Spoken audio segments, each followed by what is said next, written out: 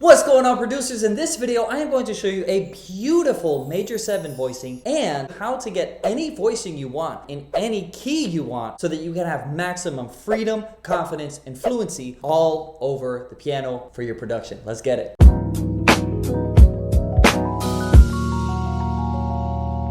What we're going to do here with this voicing is we're going to divide it up into what our left hand is playing and what our right hand is playing. So this voicing, in the specific way we're going to work on it, allows us to strengthen the fingers here in the left hand while making some beautiful music. So it feels less like an exercise and more like beautiful music that we're soaking ourselves into. So in the key of C, our left hand is actually just going to play C, E, G, right? Very simple, 1, 3, and 5 of the key. Now it's very important that we think about this as 1, 3, and 5 because as we move to the other keys, we want to keep thinking 1, 3, 5. Our right hand is going to play B, D, and G. And the numbers for that are 7, 9, and 5. So technically this is a major 9 chord, but you know, major 7, major 9. Tomato, tomato. So here's what we have in total. C, E, G, B, D, G.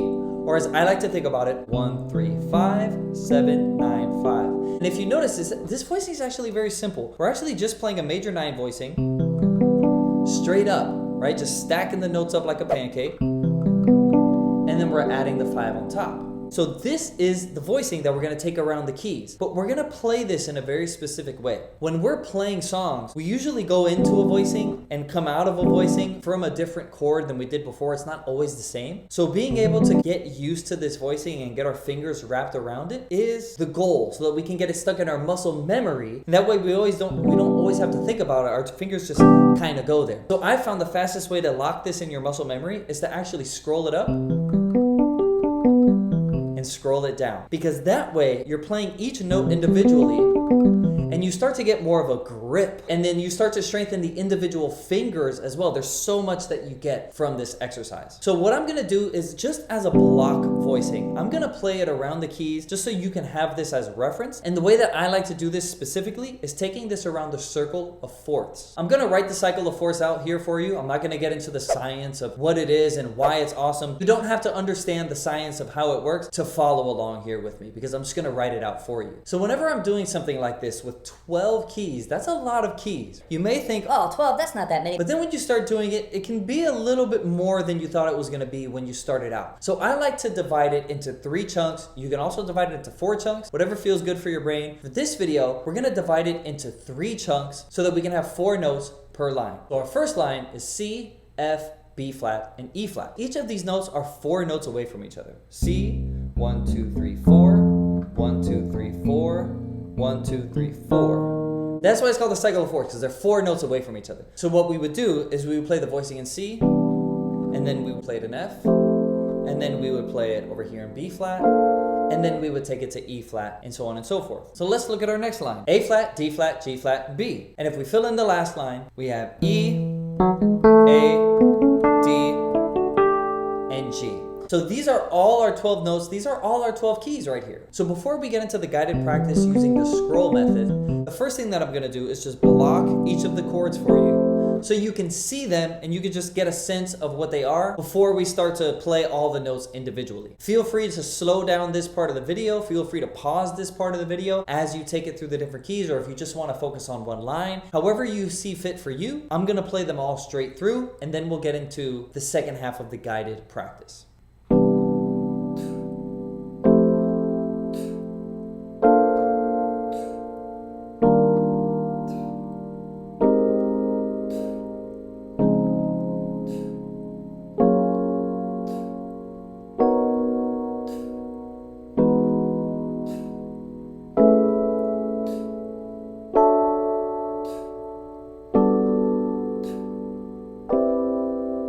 Great, so that's what each chord looks like. Now I want you to notice a couple things about what I just did. Number one, I didn't put on a metronome, but I kept a steady rhythm throughout the whole thing. When we're playing music, we're playing in time. So if I'm practicing this, I want to practice in time. If I can't hit the chords in time, I'm gonna have to punch every single chord in the piano roll, and that's gonna take forever. And if I'm collaborating with somebody in the studio and I can't play the ideas in rhythm, I'm useless. So we want to be able to actually play in time. And that's why the metronome is your best friend. I'm sorry to say. If you want to put on a drum loop that makes it a little bit more exciting,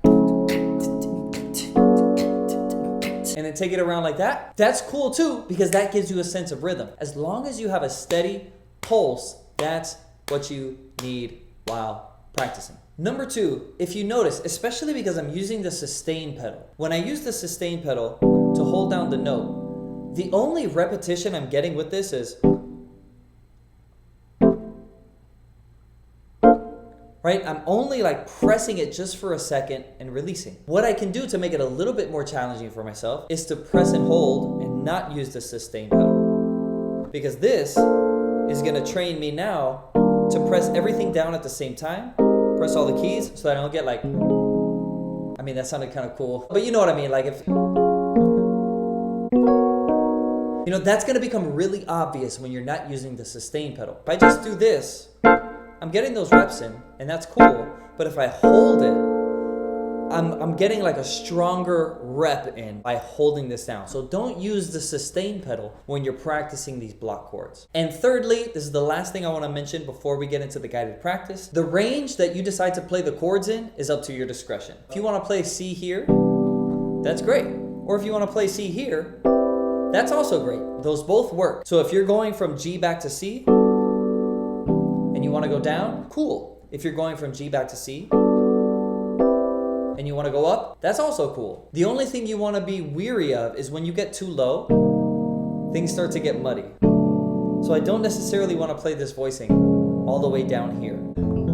It doesn't sound good. It sounds too muddy. The notes are too close together down in this range. So the lowest I may want to go is this, maybe B. B flat, maybe, but not lower than this. This is the lowest I'll go. I can continue to go higher and it should sound just fine. So first thing I'm gonna do is I'm gonna find a BPM that is gonna be comfortable, but slightly challenging for me to go and take that through the different keys. That tempo feels good to me, so that happens to be right around 90.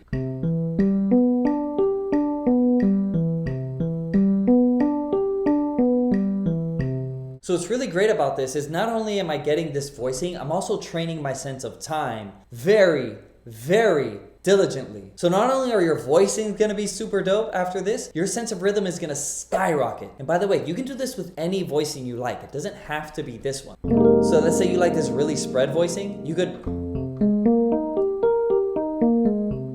do the same exact thing through all the keys. So what I like to do is I like to just repeat this a couple times until I feel comfortable. So to keep this very structured, we'll do the scroll 4 times and then we'll move to the next key. This is YouTube, so you can take the speed of this video and you can slow it down if this is too fast for you, or if you're starting to get to the point where this is feeling easy, you can speed the video up and you can practice along with me.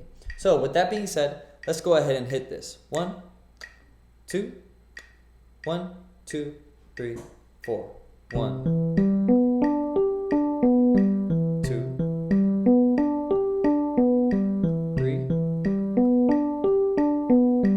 4.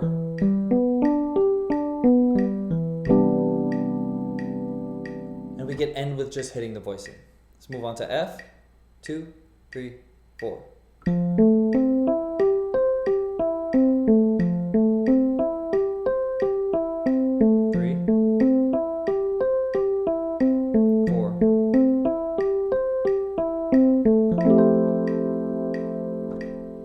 B flat.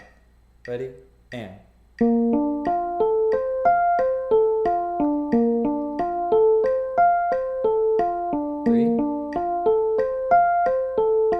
4.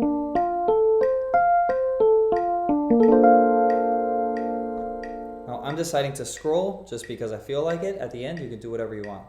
E flat. 2, 3, 4.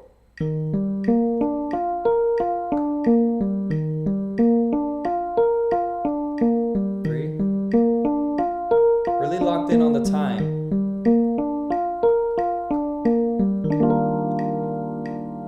Making sure I'm playing exactly in time. 1, 2, 3, A flat.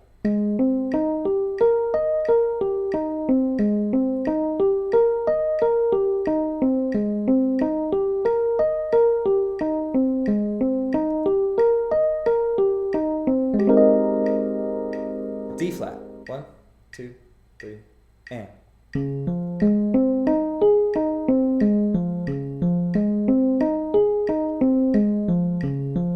really try to strike each note, each finger with confidence. Right? Each finger should come down exactly in time with confidence. Every note should sound exactly the same dynamically. 1, 2, G flat, and. Pinky was a little loud there.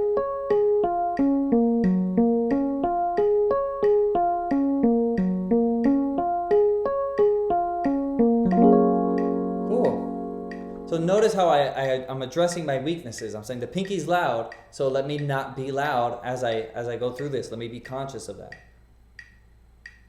B. 1, 2, ready, and.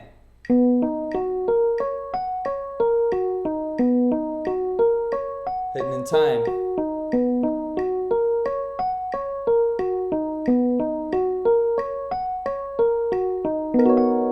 Great.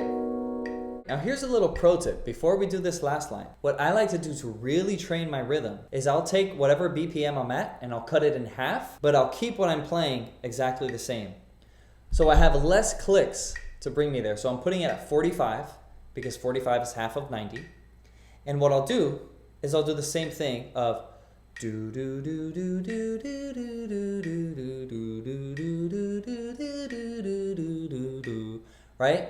But now I just have less clicks, so my internal sense of tempo is going to be trained a little bit more.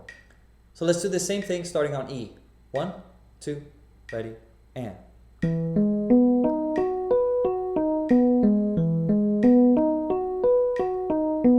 3, 4. Great. A. 2, 1, 2, ready, and.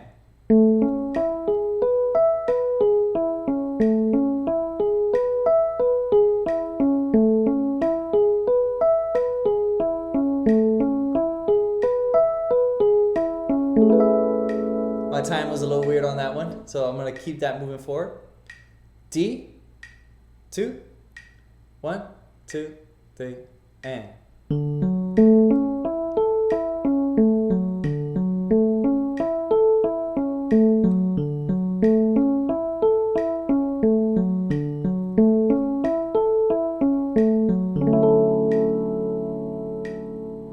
And last but not least, G.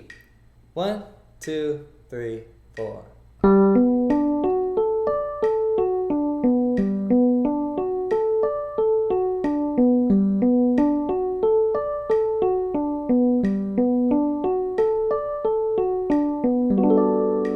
Great.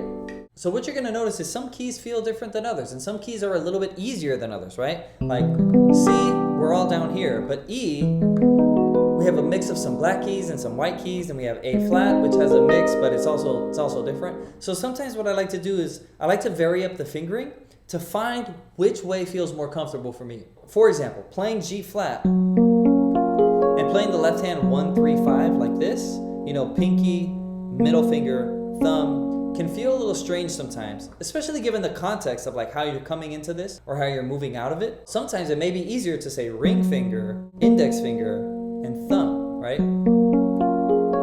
That might be nice. So then training it in this way would be beneficial. So here's how you want to use this, and here's how I like to use this every time I'm trying to get a new voicing down in my vocabulary and under my fingers. So what I do is in my warm-up for that day, I will take whatever voicing it is I'm working on, and I'll just bring it through the keys. And what that's doing is it's warming up my fingers, because this is like, you know, it's almost like a finger drill exercise, but it's also getting me acclimated to a new voicing. And if you've never done this before, you'll notice that some fingers are weaker than others, right? Like your pinky is super loud or your ring finger is super soft. So focusing on getting that volume just right is really important so you can play with delicacy and grace. And treating this kind of as a meditation, I find, works incredibly well. Pedal on. And you really focus on your fingers. It's a beautiful sound. And if you're working on a really nice voicing that you like, even if it's kind of crunchy,